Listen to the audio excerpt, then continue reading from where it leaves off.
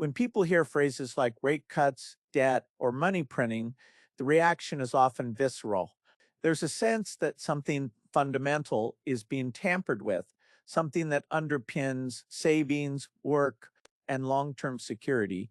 That anxiety is understandable. Money is not just a technical tool, it's a social contract. It represents trust across time. That effort today can be stored and reliably converted into opportunity tomorrow.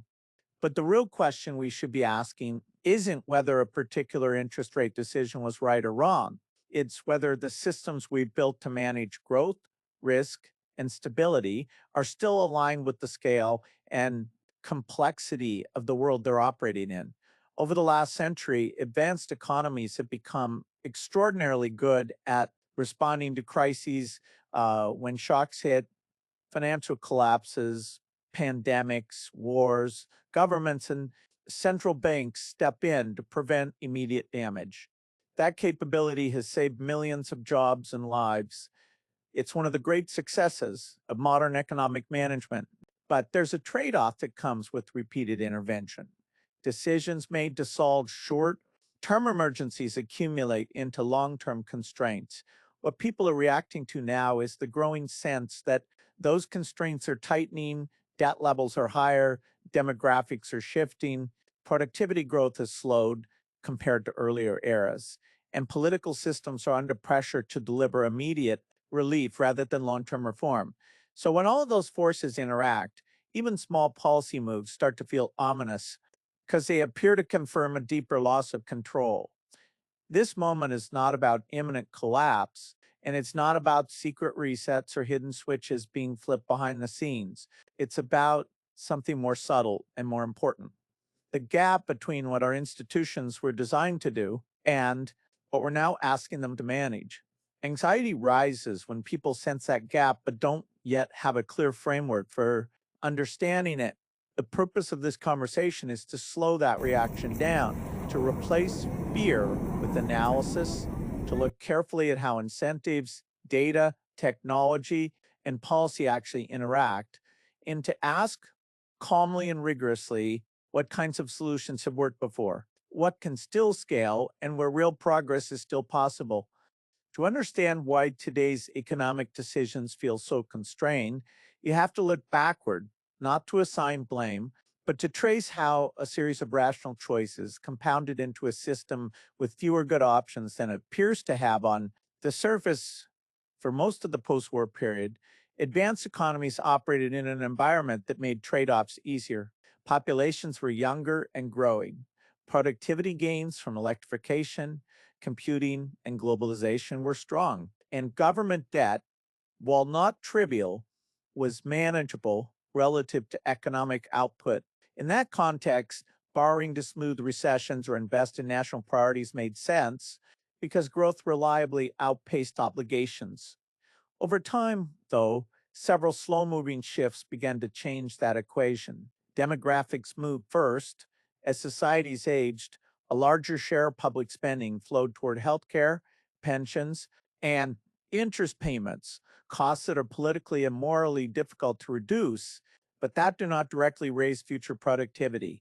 At the same time, productivity growth slowed. The easy gains from globalization and basic digitization were largely captured by the early 2000s, and what followed required more complex, slower to scale innovation in areas like education, infrastructure, and institutional reform. Then came a series of shocks that demanded emergency responses. The global financial crisis forced governments to step in as lenders and spenders of last resort to prevent systemic collapse. That intervention worked in the narrow sense. It stopped the bleeding, but it also normalized extraordinarily low interest rates and large scale central bank balance sheets. When the pandemic hit, policymakers reached for the same tools, only at much larger scale. Again, the immediate objective was achieved. Households were stabilized, businesses survived, and unemployment recovered faster than many expected. But each intervention added another layer to the system: more debt, more dependence on low borrowing costs, and more expectations that governments would always step in to soften the downside. Meanwhile, political incentives quietly adapted to this new reality. When borrowing is cheap and pain can be deferred, the cost of promising more today appears low, while the benefits are immediate and visible. Elections reward near term relief far more reliably than long term discipline, even when voters broadly support fiscal responsibility in the abstract. This creates a structural mismatch. Policies optimized for short term stability accumulate long term fragility. By the time that fragility becomes obvious, reversing course is no longer a matter of simply tightening belts. Higher interest rates raise the cost of servicing existing debt, which then feeds back into larger deficits, which then require more borrowing. What looks like policy inconsistency from the outside is often a system reacting to its own constraints. It's also important to recognize what didn't happen during this period. Public investment did not consistently flow into the highest return areas. Too much capital chased existing assets rather than expanding productive capacity. Housing supply lagged demand, infrastructure aged, education systems struggled to adapt to a more technology driven economy. In other words, debt grew faster than the economy's ability to service it through real growth. None of this implies inevitability or collapse, but it does explain why today's choices feel narrower than they used to. The room for error has shrunk. Small misalignments now have larger consequences because the buffers that once absorbed them, high growth, favorable demographics, and fiscal flexibility, are thinner. Understanding how we arrived here is not about reliving past mistakes. It's about recognizing that the system we're operating in today behaves differently than the one many people still imagine. And if this kind of clear long term thinking is valuable to you, if you care about understanding how these systems really work rather than just reacting to headlines, this is a good moment to pause, subscribe, and stay engaged. Liking the video and sharing your perspective in the comments doesn't just support the channel, it improves the conversation by bringing in people who want to think critically about what actually scales, what doesn't, and why it matters. Debt by itself is not a moral failing or an economic sin. In fact, when used well, it's one of the most powerful tools societies have ever developed. Borrowing allows us to invest ahead of returns, to build infrastructure, fund research, educate populations, and respond to emergencies would otherwise cause lasting damage. The problem begins when the scale and structure of debt quietly change the incentives of everyone involved. At low levels, debt expands choice. At very high levels, it does the opposite. It narrows the range of viable decisions until policy becomes reactive rather than strategic. This is the point many advanced economies are now approaching. When interest payments consume a growing share of public budgets, decisions that might be economically sound in theory become politically or mathematically impossible in practice. Raising rates to curb inflation, for example, no longer just slows demand. It directly increases government financing costs, which then feed back into higher deficits. Those deficits must be financed, often through more borrowing, which increases future interest burdens even further. This creates a self reinforcing loop where actions intended to stabilize the system apply pressure elsewhere in the same system. Importantly, this isn't the result of incompetence or conspiracy. It's a predictable outcome of compounding obligations interacting with human institutions that operate on short time horizons. Markets respond rationally to incentives. When capital is cheap, leverage increases, risk taking expands, and asset prices rise faster than underlying productivity. Governments respond rationally too. When voters experience pain quickly but benefit slowly, policies that defer costs tend to dominate. Central banks, caught in between, find that their traditional tools carry more side effects than they used to. Over time, the goal of policy subtly shifts. Instead of optimizing for long term growth and resilience, the system optimizes for avoiding immediate disruption. Stability today becomes more valuable than robustness tomorrow. That trade-off is rarely stated explicitly, but it's embedded in outcomes. You can see it in how financial markets react more strongly to hints of tightening than to evidence of long-term imbalance. You can see it in how fiscal debates focus on annual budgets rather than multi-decade sustainability. And you can see it in how households are pushed, sometimes unintentionally, toward asset ownership as a means of preserving purchasing power, even when those assets are already expensive. Once debt reaches this scale, the rules of the game change in another important way. Growth becomes non negotiable. In a low debt environment, slow growth is inconvenient. In a high debt environment, slow growth is destabilizing. Without sufficient productivity gains, servicing obligations requires either higher taxes, spending cuts, inflation, or some combination of the three. Each option carries political and social costs, and none of them is painless. This is why debates that frame the issue as a simple choice between discipline and stimulus miss the point. The real constraint is whether the economy's productive capacity is expanding fast enough to justify the claims being placed on it. If it is, debt remains manageable. If it isn't, even well intentioned policies collide with arithmetic. The danger in moments like this is not that the system will suddenly collapse overnight.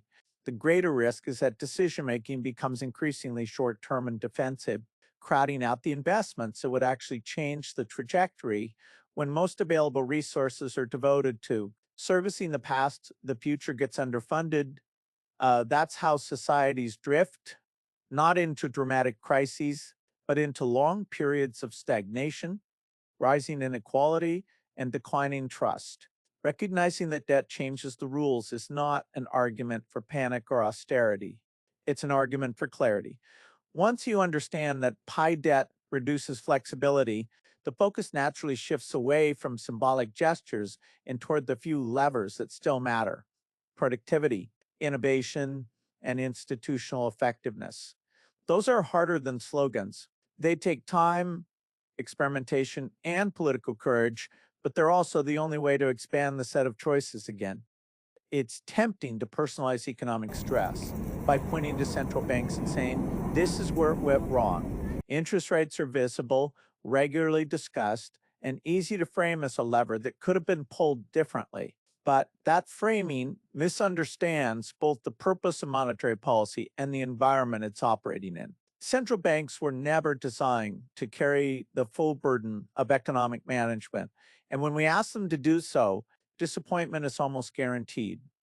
Their tools are blunt by necessity. Adjusting interest rates affects borrowing costs across an entire economy, regardless of whether the borrowing is productive or speculative, long term or short term, public or private. That bluntness works reasonably well when the underlying system is healthy and flexible. It works far less well when structural imbalances have already accumulated. In those cases, every move creates a set of trade offs that are more visible, more controversial, and harder to justify. When rates are raised, inflation may cool, but financing costs rise for households, businesses, and governments simultaneously. When rates are cut, debt service becomes easier and liquidity improves. But asset prices rise and risk taking accelerates. Neither outcome is purely good or purely bad. They are responses to constraints, not independent choices made in a vacuum. What's often missing from the conversation is that central banks react to conditions they did not create alone. Fiscal decisions, demographic trends, global capital flows, technological change. All of these shape the environment in which monetary policy operates. Expecting a single institution to offset decades of accumulated decisions using one primary lever is not realistic. It's also unfair to interpret every policy shift as evidence of incompetence or hidden intent. In reality, central banks are constantly balancing incomplete data, uncertain forecasts, and the risk of unintended consequences. They adjust course not because they enjoy inconsistency, but because the system itself is dynamic. Another important point is that monetary policy is far better at preventing acute crises than at generating long term growth. It can stop a downward spiral by restoring liquidity and confidence. It can slow overheating by tightening financial conditions. What it cannot do is raise productivity, modernize infrastructure, improve education outcomes, or ensure that capital flows into areas with the highest social return. Those outcomes depend on policy domains that are slower, more politically complex, and less responsive to market signals. When those domains underperform, pressure shifts onto central banks to compensate. Even though compensation is not the same as correction, this is how monetary policy becomes overused. Each intervention solves an immediate problem but leaves the underlying structure unchanged. Over time, markets adapt to this pattern. Risk is priced differently. Leverage becomes more common. Asset valuations reflect expectations of continued support rather than underlying cash flows alone. None of this requires bad actors or irrational behavior. It's a logical response to repeated signals. The challenge is that once expectations are set, reversing them can be destabilizing. This creates a situation where policymakers appear trapped, not because they lack alternatives, but because earlier choices narrow the range of outcomes that don't cause immediate disruption. That trap is not unique to any one country or institution. It's a feature of complex systems under stress. The real danger is misdiagnosing the problem. If we treat monetary policy as the primary cause rather than a symptom of deeper imbalances, we focus energy in the wrong place. We argue over quarter point changes instead of asking why growth remains insufficient to comfortably service existing obligations. We debate independence instead of coordination, and we look for villains instead of designing systems that are more resilient to shocks. None of this suggests that monetary policy should be immune from scrutiny. Transparency, accountability, and continuous learning matter, but scrutiny should be proportional to capability. Central banks can buy time, and they cannot on their own determine how that time is used. Whether it's invested in expanding productive capacity or simply in sustaining existing asset structures is a choice made elsewhere. And that distinction matters because time used well expands future options, while time used poorly makes future decisions even harder. Understanding this helps shift the conversation from blame to design. It reframes the problem as one of coordination and incentives rather than individual decisions, and opens the door to asking a more productive question. If monetary policy is a limited tool operating near its limits, what complementary actions actually change the trajectory in a durable way?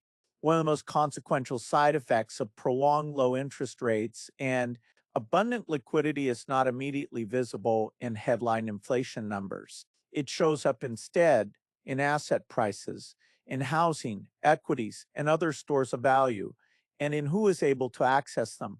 When capital is cheap and plentiful, assets that already exist tend to rise in price faster than new productive capacity can be built. This is not because markets are irrational, but because buying an existing asset is often faster, safer, and more liquid than funding something new. Over time, this dynamic reshapes how wealth is created and distributed. People who already own assets see their net worth grow, sometimes dramatically. Even if underlying productivity has not changed much, people who rely primarily on wages and savings find that the ladder they're trying to climb is moving upward faster than their income. Housing is the clearest example. Low borrowing costs, increased purchasing power, but if housing supply does not expand at the same pace, prices rise instead. That benefits existing homeowners while making entry increasingly difficult for younger households and lower income families. So the same pattern plays out in equity markets, where valuations can rise on the expectation of continued liquidity support rather than proportional increases in earnings. From the perspective of an individual investor, this can feel like opportunity. From the perspective of society, it creates tension. Asset inflation changes behavior. It encourages risk taking because not participating feels like falling behind. It pushes households toward leverage to afford homes or keep pace with rising prices. and it blurs the line between productive investment and speculation because both are rewarded in the same environment. Over time, this erodes the perceived fairness of the system. People begin to question whether effort and innovation are still the primary drivers of success, or whether timing and access matter more, that perception matters because trust is a critical input into economic stability. When large segments of the population feel locked out of asset ownership, political pressure builds for interventions that can themselves carry long term costs. It's important to be precise here. Asset price growth is not inherently bad. Rising equity values can reflect genuine innovation, better companies, and improved future prospects. Rising home values can reflect desirable communities and real demand. The problem arises when asset inflation becomes the primary mechanism through which wealth grows, rather than a byproduct of broad based productivity gains. In that scenario, inequality widens not because the system is broken in an obvious way, but because it's functioning too well for a narrow set of participants. This creates a feedback loop. As assets rise, policymakers face pressure to protect those gains because sharp corrections have real economic and political consequences. That protection, whether explicit or implicit, reinforces expectations that assets will continue to be supported. Meanwhile, those without assets face higher living costs and fewer paths to accumulation, which increases dissatisfaction and volatility in public opinion. None of this implies malicious intent. It's an emergent outcome of policies designed to stabilize the economy, interacting with supply constraints and human behavior.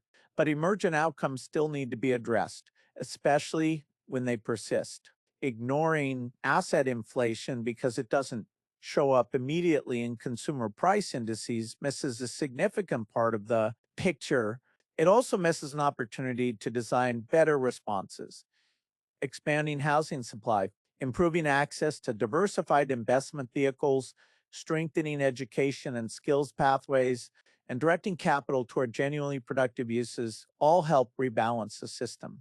These are slower, more complex than adjusting interest rates, but they target the root of the friction rather than its symptoms.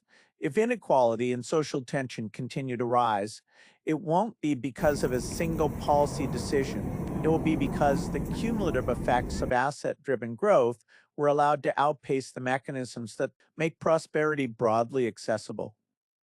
Addressing that gap is not just an economic challenge, it's a prerequisite for maintaining social cohesion and long term stability. Beneath every debate about debt, inflation, and monetary policy lies a quieter variable that ultimately determines how much flexibility an economy has. Productivity is not a buzzword, and it's not an abstract metric reserved for economists. It's a simple idea with enormous implications. The amount of real value a society can produce per unit of labor, capital, and time. When productivity grows quickly, many problems become easier to manage. Wages can rise without fueling inflation. Debt becomes easier to service. Public investments pay for themselves over time. When productivity stagnates, the same problems become intractable, no matter how clever the financial engineering. This is where much of the current tension originates. Over the past several decades, productivity growth in many advanced economies has slowed compared to earlier periods. That doesn't mean innovation stopped.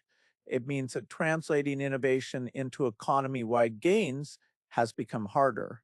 Breakthroughs increasingly occur in software, data, and services where benefits are unevenly distributed and slower to diffuse. Meanwhile, large parts of the economy, healthcare, education, construction, government services have seen limited productivity gains despite rising costs. These sectors matter enormously because they represent a growing share of total spending. If they don't become more efficient, overall productivity growth remains constrained. Regardless of how advanced other sectors become, this creates a fundamental mismatch. Financial systems can expand claims on future output quickly, governments can issue debt in large quantities, markets can price in optimistic expectations. But the real economy, the part that produces goods, delivers services, and supports living standards, moves more slowly. When claims grow faster than capacity, pressure builds. Policymakers then face a choice between allowing painful adjustments or finding ways to smooth the gap. Smoothing buys time, but it doesn't solve the underlying constraint. Productivity is also politically difficult. The investments that raise it often have long time horizons and uncertain payoffs. Improving education outcomes takes decades.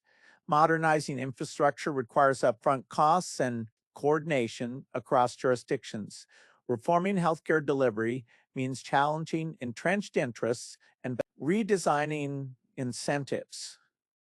These are not policies that deliver immediate, visible wins. They are policies whose success is measured over election cycles, not news cycles. As a result, they are consistently underfunded relative to their importance. Technology is frequently cited as the solution, and in many ways it is, but only if it's implemented well.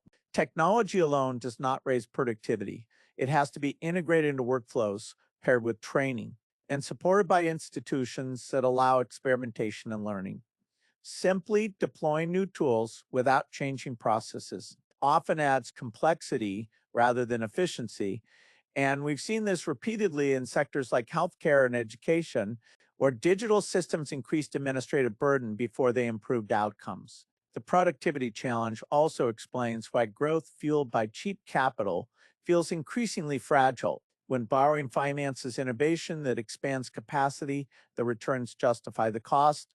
When borrowing primarily inflates existing assets or sustains consumption without improving output, the math eventually stops working.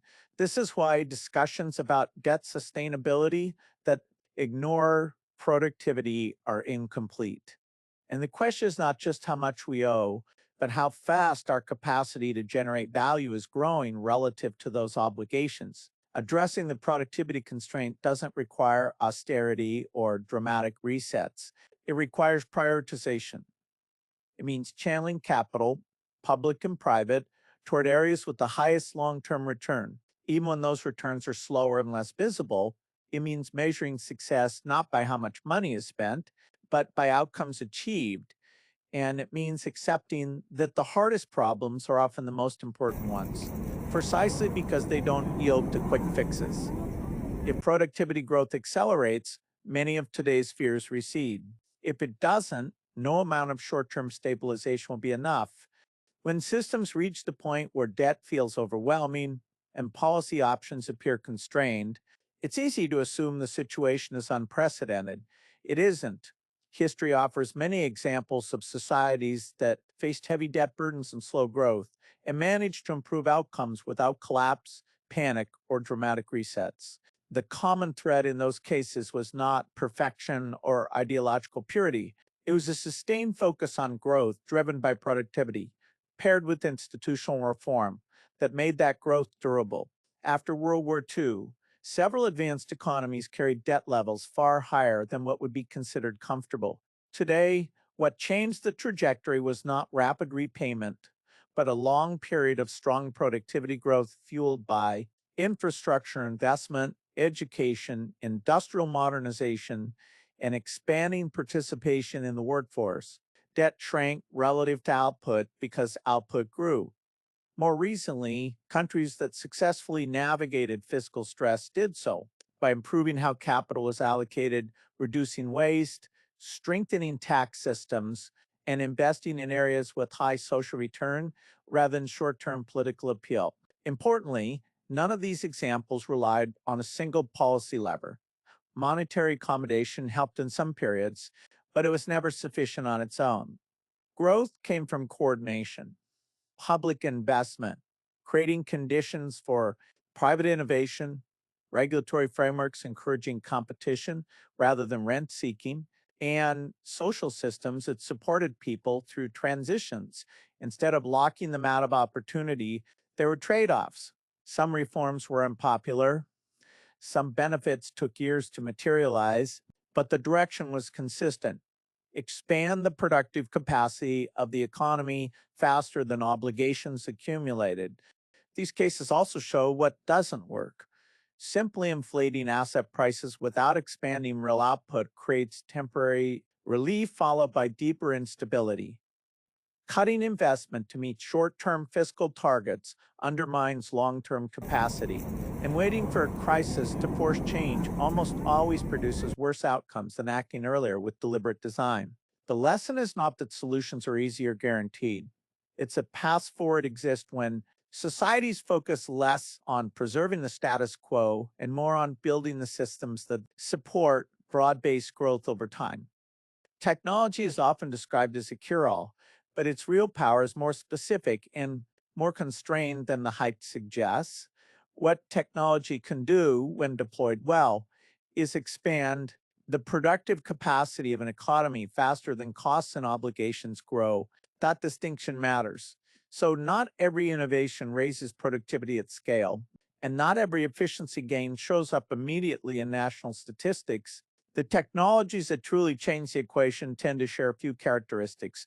They reduce friction across entire systems, they lower marginal costs over time, and they enable people to do more valuable work rather than simply different work. Artificial intelligence is a clear example, not because it replaces humans wholesale, but because it has the potential to amplify human judgment in areas that were previously limited by time, data, or expertise. In healthcare, that means earlier diagnosis, better triage, and more efficient use of scarce clinicians. In education, it means personalized learning at a scale that was never feasible before. In government and business, it means faster analysis, better forecasting, and fewer resources wasted on low value administrative tasks. Energy innovation is another lever that rarely gets enough attention in fiscal debates. Cheap, reliable, and clean energy lowers costs across the entire economy, from manufacturing to transportation to housing, while reducing long term environmental risk. The same is true for advances in material science, logistics, and agriculture, where incremental improvements compound into meaningful gains when applied broadly. But technology does not operate in a vacuum. Its impact depends on institutions that allow experimentation, adoption, and failure without catastrophe. It depends on education systems that prepare people to work alongside new tools. And it depends on capital being directed toward implementation, not just invention. When those pieces align, technology doesn't just postpone hard choices, it expands the set of choices available. That's the real opportunity, not a sudden reset or a miraculous escape from debt, but a steady increase in what societies are capable of producing, sustaining, and improving over time. The most important takeaway from all of this is not that the system is broken beyond repair or that dramatic resets are inevitable. It's that progress from here depends less on prediction and more on preparation. Complex systems rarely fail all at once. They erode when short term fixes consistently crowd out long term capacity building. The path forward is therefore not about finding a single policy that solves everything, but about aligning incentives so growth comes from productivity rather than leverage, and resilience comes from diversification rather than denial. That means being honest about constraints without surrendering. To them, it means prioritizing investments that expand real output, education, infrastructure, energy, health, and technology implementation, even when the payoff is slower than financial engineering. It also means designing institutions that can learn, adapt, and correct course as data improves, rather than locking in assumptions that no longer hold. For individuals and policymakers alike, the goal is robustness, the ability to absorb shocks without panic and to take advantage of opportunity without overextension. Systems that do this well don't avoid volatility entirely, but they convert uncertainty into progress over time. And that's how durable prosperity has always been built, not through fear of change, but through disciplined, informed, and scalable problem solving.